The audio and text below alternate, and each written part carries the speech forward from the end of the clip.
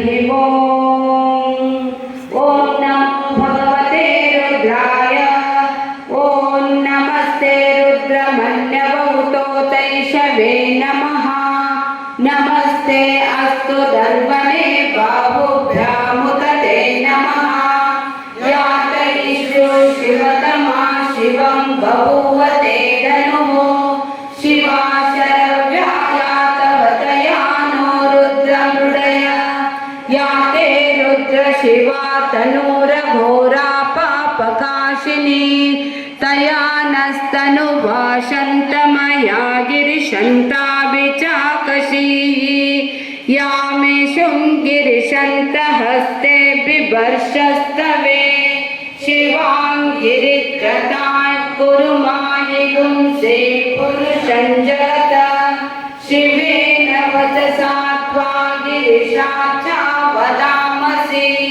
यदा नः सर्वमिज्जगदयक्ष्मगुं सुमना असत।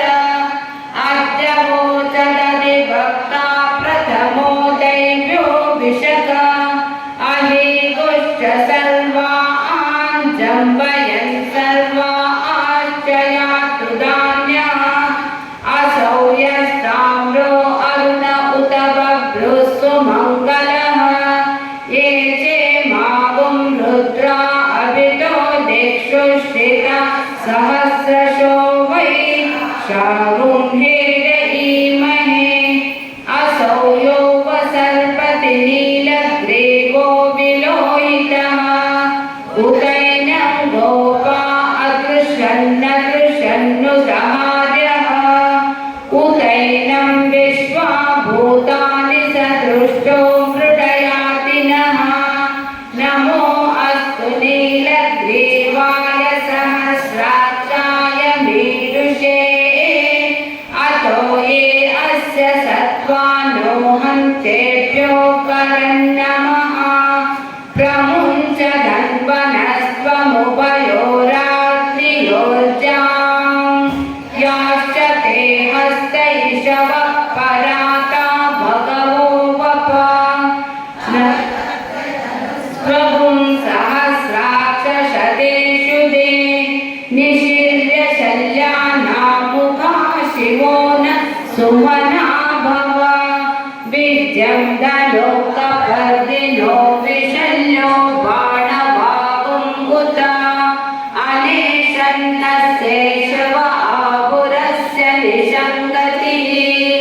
याते हेतिर्मीदुष्टमहस्ते बभूवते धनुः। तयास्मां विश्वतस्ममयक्ष्मया परिभुज। नमस्ते अस्त्वायुधाय नातताय धृष्णवे। उभाभ्यामुदते नमो बाहुभ्यां तव धन्वने। परिते धन्वनो हेतिरस्मान् ऋणक्तु विश्वतः। अतो यैषु दिस्तवारे अस्मन्निदेहितं। शम्भवे नमः।